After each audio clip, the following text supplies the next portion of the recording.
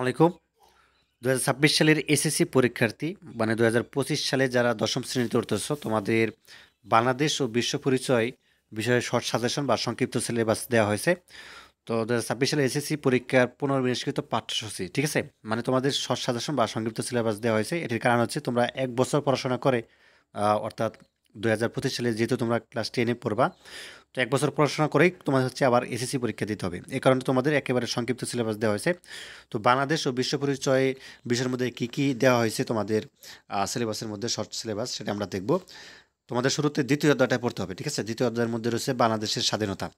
এই অধ্যায়টা পড়তে হবে এবং এখানে যেটি দেওয়া আছে বিষয়বস্তু বা পাঠ বা পাঠের শিরোনাম যেমন মুক্তিযুদ্ধের প্রস্তুতি, সশস্ত্র মুক্তিযোদ্ধা, স্বাধীন বাংলাদেশ অভ্যুদয়, ৭ই মার্চের ভাষণ, স্বাধীনতার আনুষ্ঠানিক যাত্রা, মুক্তিযুদ্ধের সূচনা এবং মুজিবনগর সরকারের কার্যক্রম, মুক্তিযুদ্ধের সাধারণ জনগণ ও পেশাজীবীদের ভূমিকা এবং মুক্তিযুদ্ধে বিশ্ব জনমত এবং বিভিন্ন দেশের ভূমিকা, মুক্তিযুদ্ধের ঐতিহাসিক তাৎপর্য।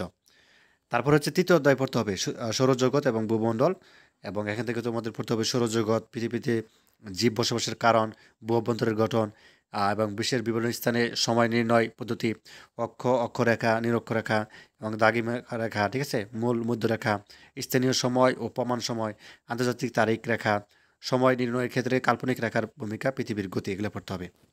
এবং তারপরে তোমাদেরকে পড়তে হবে দিবারাত্রির হ্রাস বৃদ্ধির কারণ, ঋতু পরিবর্তনের কারণ, জোয়ার ভাটার ধারণা, কারণ, শ্রেণীবিভাগ, পৃথিবীর উপর জোয়ার ভাটার প্রভাব, ঠিক আছে? এগুলো হচ্ছে তোমাদের পাঠ বা পাঠের শিরোনাম, এগুলো পড়তে হবে অধ্যায় ভিত্তিকভাবে।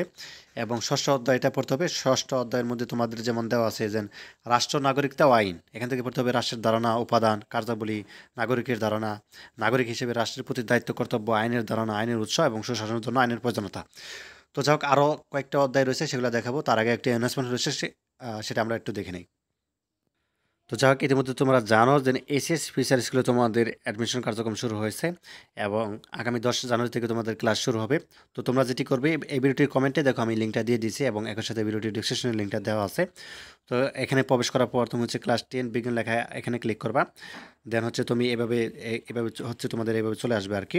তো এখানে তোমাদের যে একটা ভিডিও রয়েছে, ভিডিওটা দেখে নিতে পারো। এবং তোমাদের হচ্ছে কারা ক্লাস নেবেন, এখানে দেখতে পাচ্ছ ক্লাস 10-এর সকল শিক্ষকের তালিকা দেওয়া আছে এবং কে কোন কোন বিষয়ে তোমাদের পড়াশোনা করবে। তো তোমরা ইতিমধ্যে অনেকে জানো যে যারা তোমাদের ক্লাস নেবেন তারা কিন্তু ঢাকা বিশ্ববিদ্যালয় এবং বুয়েট এবং এর সাথে বিভিন্ন মেডিকেল কলেজের স্টুডেন্ট।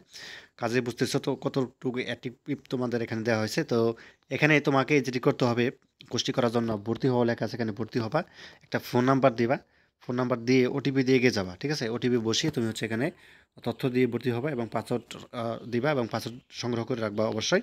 এবং পরবর্তী সময়ে তুমি যখন কোর্সটা নিতে চাও, যে তোমার পছন্দের কোর্সটা, সেটা হচ্ছে নিয়ে নিবা। আচ্ছা, এরপরে হচ্ছে তোমাদের দশম অধ্যায়টা পড়তে হবে। দশম অধ্যায়ের মধ্যে রয়েছে জাতীয় সম্পদ ও অর্থনৈতিক ব্যবস্থা এবং জাতীয় সম্পদের ধারণা, সম্পদের শ্রেণীবিভাগ, জাতীয় সম্পদের উৎস, এটা পড়তে হবে। তো এরপরে হচ্ছে তোমাদের রয়েছে যে জাতীয় সম্পদের সংরক্ষণ এবং অপচয় রোধ, বিভিন্ন অর্থনৈতিক ব্যবস্থা এবং গণতান্ত্রিক অর্থনৈতিক ব্যবস্থার বৈশিষ্ট্যসমূহ এবং সমাজতান্ত্রিক অর্থনৈতিক ব্যবস্থার বৈশিষ্ট্যসমূহ, মিশ্র অর্থনৈতিক ব্যবস্থার বৈশিষ্ট্যসমূহ, ইসলামী অর্থনৈতিক ব্যবস্থার বৈশিষ্ট্যসমূহ, বাংলাদেশ প্রচলিত অর্থনৈতিক ব্যবস্থা, বাংলাদেশের জাতীয় আইনের বন্টন পরিস্থিতি, ঠিক আছে?